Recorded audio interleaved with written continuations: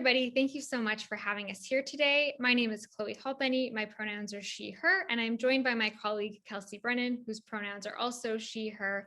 And we're here on behalf of the project team for the project Safe, Stable, Long-Term, supporting 2S LGBTQIA+ youth along the housing continuum, which is a multi-phase research project that's going on until spring of 2022.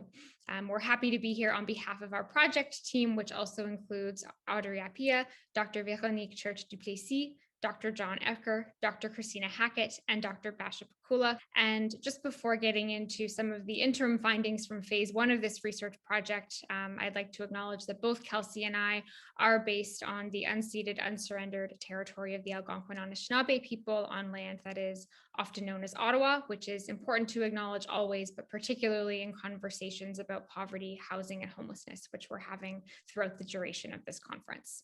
The plan for today's presentation, we'll start off with project background and overview, where Kelsey will walk through kind of what this project actually is about, and then we'll jump right into interim findings from the project. So again, this is an ongoing research project, so we're just sharing some initial findings from a literature review, environmental scan, and quantitative data analysis, with lots more exciting things to come.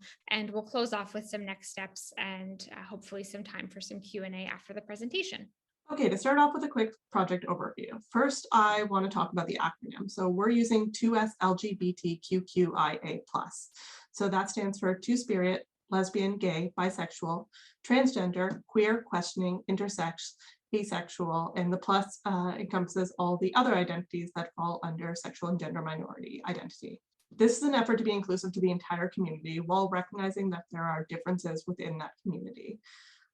There's no kind of consensus on what acronym is perfect, but this is the one we're using currently, and we're always open to conversation about that acronym. So 2S LGBTQIA+ individuals, particularly youth, disproportionately experience poverty, housing instability, and homelessness, and face distinct barriers to securing long-term, stable, and safe housing. Now, we're using a broad definition of youth in this project that doesn't put an exact age range on it, but includes people in kind of early stages of their life. So that can include children and teenagers under the age of 18. That can include people in their early adulthood stages, including those still pursuing education or those still getting established in their adult lives. So we know from existing research that 2S LGBTQIA+ youth comprise up to 40% of homeless youth in Canada. These youth face distinct barriers when it comes to securing long-term stable housing, including discrimination and violence, as well as a lack of tailored housing options and services. Yet the literature on the subject is undeveloped. Data on 2S LGBTQIA+ housing and employment is limited, with the National Housing Strategy pointing to significant gaps in housing research on the needs of 2S LGBTQIA+ youth. And a notable lack of research on the experiences of 2S LGBTQIA+ youth seeking long-term rather than emergency or transitional housing. So the research question of our project is, what are the barriers and facilitators of access to stable, safe, and long-term housing for 2S LGBTQIA+ youth? So it's a one-year research partnership between the Social Research and Demonstration Corporation, which is Chloe and I's organization, the Canadian Observatory on Homelessness, and Mentor Canada, and it's funded by the Canadian Mortgage and Housing Corporation, CMHC. The first phase, which we'll largely be talking about today, is a literature review, an environmental scan of existing services and programs for 2S LGBTQIA+ youth in housing, and an analysis of existing data sets. Phase two will then follow, which will involve direct qualitative data collection with youth with lived experiences and service providers around where the gaps and opportunities for services in the housing field for 2S LGBTQIA+ youth can be found. There's also a phase three, which kind of feeds into both the other phases of research, which is developing an advisory committee and creating meaningful knowledge dissemination products. So this is just an effort to ensure that the community itself is involved in the research in a meaningful way at all stages of the research. So the first part of that phase one of the project is a literature review, which is perhaps one of the pieces where we still have the most work to do. But we're aiming to build on Dr. John Ecker, who is a member of the project team, his 2016 article, "Queer, Young, and Homeless: A Review of the Literature." So really, we're hoping to kind of take what Dr. Ecker did in that article, review resources from 2016 onwards, and in particular with an emphasis on kind of that housing continuum. So experiences in and movement through the housing continuum.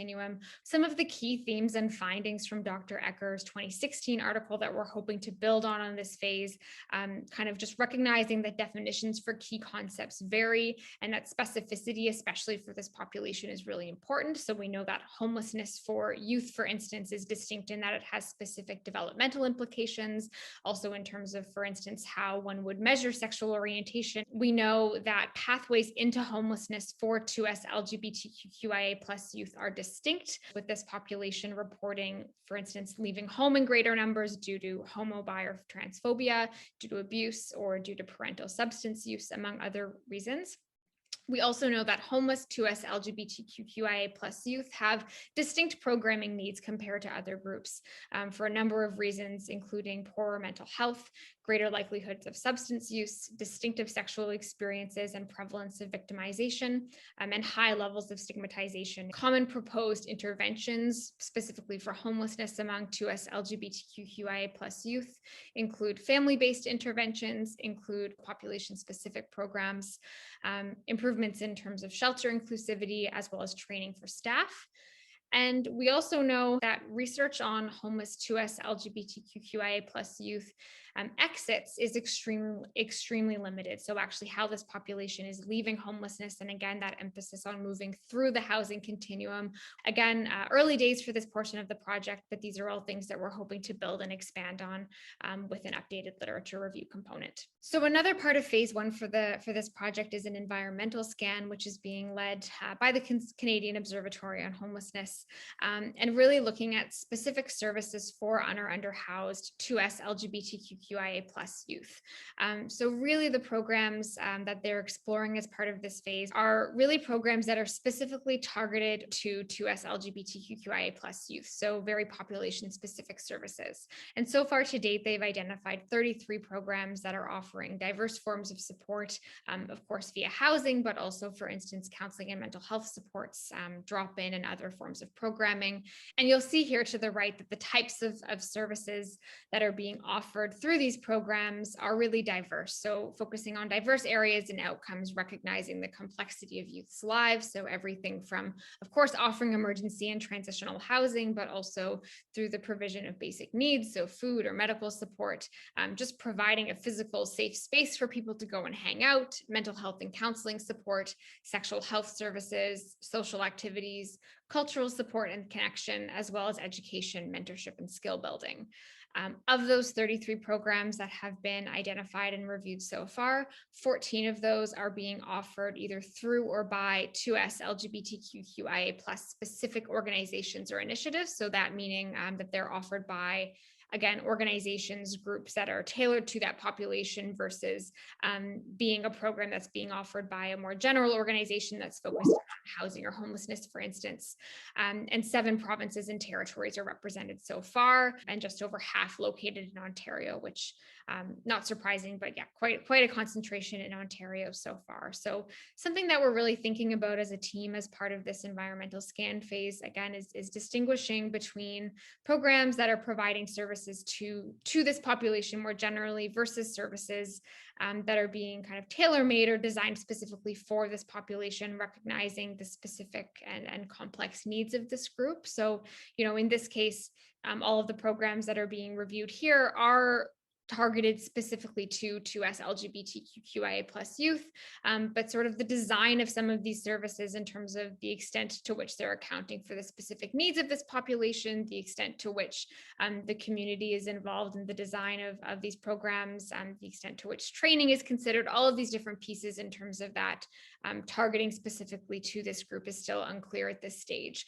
and hopefully something that we'll be able to explore a little bit more deeply in future phases of the project. And then Finally, as part of the environmental scan, another piece that COH is leading, in addition to the desk review, is actually conducting a survey of service providers, again, to sort of build on that desk review and seek that greater detail on organizations that are offering supports to 2S LGBTQIA+ people, and specifically youth who are experiencing homelessness or housing insecurity in Canada. So this survey is ongoing. It was still launched quite recently, but it's really targeted to service providers with questions about sort of data collection practices in terms of folks who are using those services, in terms of program design, staff demographics, whether they have 2S LGBTQIA+ folks on staff, the availability of training, organizational policies and practices, and sort of what service providers' understanding of the needs of this population are. So again, very early days for this survey, only 8 respondents so far. So of course, none of these findings are generalizable, but just to give you a taste of what's coming out of that data so far, that most respondents, 75%, are working with young adults, age 18 plus. Most are also offering 2S LGBTQIA+ specific supports, with outreach being the most common. 62.5%, again, percentages not meaning a ton with 8 respondents, but that percentage are collecting SOGI, so sexual orientation and gender identity data on those who are accessing services, are involving this community in program design, or are providing specific training on this community for staff. And most respondents so far are identifying differences in service needs between 2S LGBTQIA+ individuals and cisgender heterosexual individuals. So just one quote that's come out of that survey so far, just someone saying they, as in 2S LGBTQIA+ youth, experience an extra layer of bias and barriers in securing housing with market landlords. So still more to come from this, and we're hoping to get more respondents in as the survey continues to be out there. So I do have the link for the survey there if any folks watching this feel like they might have something to add, or if you have people that you'd be able to share it with.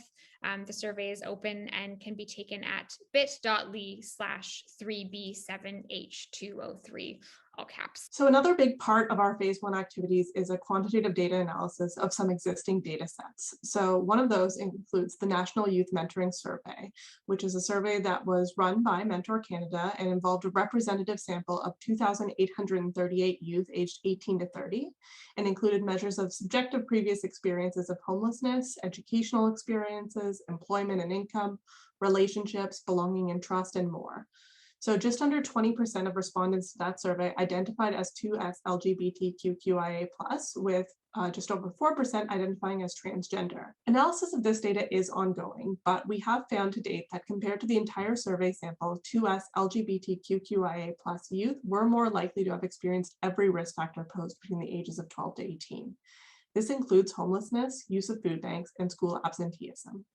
In addition, this population were more likely to be racialized, have a disability, and have former experience in care. We are also looking at point-in-time data sets that the Canadian Observatory on Homelessness has access to look at the prevalence of emergency shelter usage among this population. Finally, we're going to talk a little bit about the next steps for the project. So as we've talked throughout, phase 1 research is ongoing, so we're proceeding with all of these elements.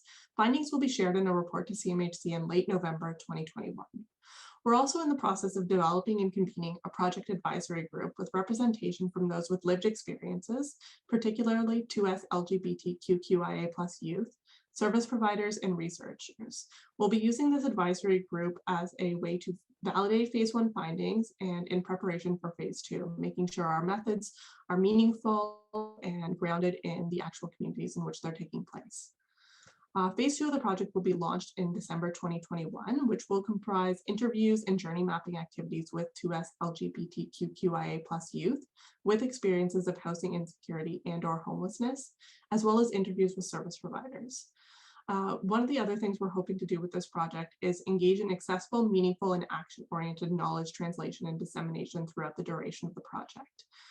Far too often, research is done on these communities rather than with these communities. So we want to make sure that the research is both meaningfully grounded in people's lived experiences, as well as meaningfully shared back with the communities that contributed to the research. Thank you so much for being with us today and learning more about our project.